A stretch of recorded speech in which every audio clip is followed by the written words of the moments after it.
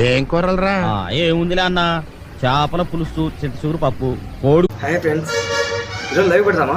Live అది కూడా శ్మశానంలో. కానీ 2 శ్మశానాలు ఉన్నాయి.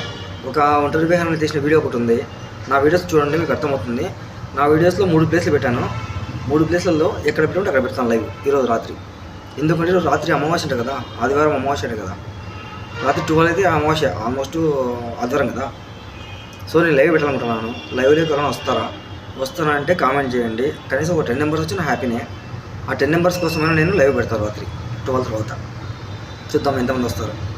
వీటికి పెట్టమంటే పెడతాను. అలాగే ఇందా చెప్పా కదా, బాబు మోహన్ అన్న, ముళ్ళపంది అన్న గుర్తున్నాడు కదా.